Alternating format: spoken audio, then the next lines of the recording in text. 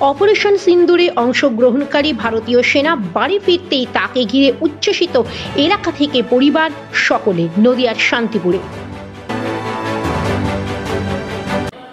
Our channel content only for education and information purpose. We do not promote any violence, criminal activity, crime against women, or self-injuries and communal disharmony.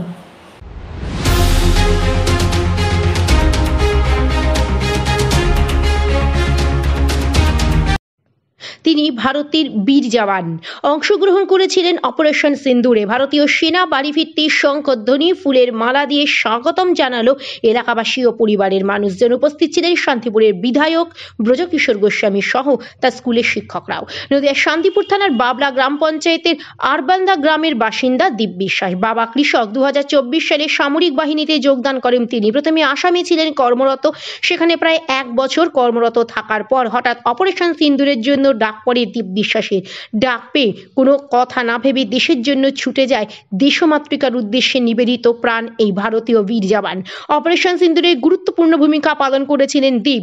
Operation সিন্দুর সম্পূর্ণ করে প্রায় 6 মাস পর বাড়িতে আসলেন তিনি। ভারতীয় সেনা বাড়িতে আসাতে সকলে রাস্তায় দাঁড়িয়ে তাকে সংবর্ধনা জ্ঞাপন করেন। বাড়িতে ঢোকার সময় ফুল বর্ষণ ও পুষ্পমালা দিয়ে তাকে সম্মাননা জানান এলাকার মানুষজন।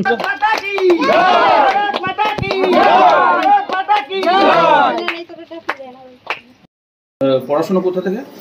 পড়াশোনা মোল্লাবেড়ি স্কুল, আরবলদা স্কুলে প্রথমে, তারপরে মোল্লাবেড়ি স্কুল হাই স্কুলে, তারপরে 12 পাস করার পরে তারপরে জয়েন। মানে উচ্চ মাধ্যমিক পাস করে? হ্যাঁ। তখন তোমার ছোটবেলা থেকেই ইচ্ছা ছিল? হ্যাঁ, ছোটবেলা থেকে ইচ্ছা ছিল আর্মি হওয়ার। তারপরে শারীরিক দিক থেকে অনেক ফিটনেস দরকার। এই মাঠেই কি প্র্যাকটিস করতে তুমি? আরবলদা নিউমিনেশন সমিতির মাঠেই প্র্যাকটিস করেছি। আরবলদা নিউমিনেশন সমিতির মাঠে প্র্যাকটিস করে তারপরে ওখানে মাঠ পাস করেছি। তোমার প্রথম জয়েনিং কোথায় হয়েছে? প্রথম জয়েনিং আসামে। আচ্ছা, তোমার সেনাবাহিনীতে বিভিন্ন বিভাগ থেকে, তোমার কোন বিভাগে? আর্মিতে আমার আর্টিলারিতে। আচ্ছা, অপারেশন সিঁদুরে কখন কিভাবে ডাক পড়লো? অপারেশন সিন্দুরে আমরা ছিলাম ভুটান বর্ডারে সাইডে, ওখানে আমাদের ওখানে ছিলাম পোস্টিং আমি ক্যাম্পে। ওখান থেকে অ্যাটাক হওয়ার পরে আমাদের ফোন আসে যে হঠাৎ নিচে নামতে হবে। আর আমি ওখানে আগে ড্রোন চালানো শিখেছিলাম, যে ড্রোন নিয়ে যেতে হবে আমাদের, মানে ওখানে একটা তেজপুর বলে জায়গা আছে, ওখানে হঠাৎ ওখানে যাওয়ার পরে তেজপুর স্টেশনে যাওয়ার পরে আমরা বুঝতে পারি যে ট্রেন ওখানে আছে, সব কিছু লোড আছে। ওখানে যাওয়ার পরে শুনতে পেলাম যে জম্মুতে যেতে হবে, জম্মু কাশ্মীর। তারপরে ওখান থেকে যাওয়ার পর ট্রেনে ওঠার পর ওখানে যে নামলাম জম্মুতে। তারপর ওখান থেকে আমাদের বললো যে ফোনের পুরো কন্ট্যাক্ট পুরো বন্ধ এখন থেকে। আর এরকম ব্যাপারে, মানে ওখানে যা কার্ড বার হবে ওখানে ওসব ব্যাপারে বললো আমাদের, যেখানে যেখানে যেতে হবে সব আমাদের লিস্ট দিয়ে দিল। সেসব জায়গায় যা যা কাজ আমাদের সেগুলো বলে দিল আগে থেকে, সেই অনুযায়ী আমরা ওখানে। মানে বর্ডার তো ক্রস করতে হয়েছিল পাশে? না, বর্ডার আমরা যেখানে ছিলাম যেসব জায়গায় ঘুরেছি 4 কিলোমিটার 5 কিলোমিটার এরকম ডিফারেন্সে আমরা। যখন অপারেশন সিঁদুরে গিয়েছিল পরিবারের সঙ্গে যোগাযোগ করতে পারছিল সেরকম? পরিবারের সাথে মাঝে মাঝে, খুব কম। আচ্ছা, পরিবার চিন্তিত ছিল তো তোমাকে নিয়ে তখন? না, কাউকে জানাতেই বারণ করেছিল, সব পুরো। আচ্ছা, কন্ট্যাক্টে কাউকে মানা করেছিল। আচ্ছা। এর আগে কবে বাড়িতে এসেছিল? এর আগে এসেছিলাম হোলিতে, মার্চ মাসে। আচ্ছা, তাহলে তো প্রায় আর অনেকদিন বাদে। তো এখন কি সবাই, মানে আগে একটা টাইমে বাড়িতে যাওয়ারও পরিস্থিতি ছিল না, এখন সেই পরিস্থিতি সব ঠিকঠাক হয়ে গেছে? এখন ওখানের পরিস্থিতি, এখনও ফোন করেছিলাম আমি কিছুদিন আগে, এখন মানে এমনি নর্মাল আছে, কিন্তু সেই আতঙ্কটা এখনো যায়নি। ফোন করতে পারলে নিজেকে গর্ববোধ মনে করছো দেশের জন্য? হ্যাঁ, ও তো আগের থেকেই, ওখান থেকে যাওয়ার পর থেকেই গর্ববোধ করছি, যে কারণ একটা যুদ্ধে একটা নাম এসছে, সেসব জায়গায় যে ডাক পেয়েছিলাম, ওখান থেকে ফিরে এসেছি।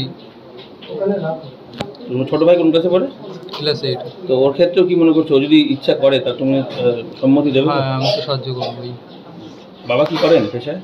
চাষবাস করে। তো এই আজকে এতদিন বাদে ফিল্ডে, স্কুলের বন্ধুরা, মাঠে প্র্যাকটিস করার বন্ধুরা সবাইকে পেলে কেমন লাগছে? ভালো লাগছে খুব। কি নাম তোমার? দীপ বিশ্বাস। এই সংবর্ধনা অনুষ্ঠানে উপস্থিত ছিলেন শান্তিপুরের বিধায়ক ব্রজকিশোর গোস্বামী। জওয়ান কখন প্রথম সংবাদ পেলে? আমি গতকালকেই সংবাদ পেয়েছি এবং সঙ্গে সঙ্গে সিদ্ধান্ত নিই যে ও বাড়িতে আসার সাথে সাথে আমরা ওকে বীরের সম্মান জানাবো। নিশ্চিতভাবে এটা আমার শান্তিপুরের গর্ব। আগামী দিনেও আরও বড় হোক, আরও বড় জায়গায় যাক, এটা ঈশ্বরের কাছে প্রার্থনা করব। খুব সাধারণ কৃষক পরিবার থেকে উঠে এসছে ও, এটা আমাদের কাছে অনেক বড় প্রাপ্তি। ভারত মায়ের সেবাও করেছে, এর থেকে বড় আর কিছু হয় না। দেশের সেবা করছে, আগামী দিনেও দেশের সেবা করবে এই বিশ্বাস রাখি।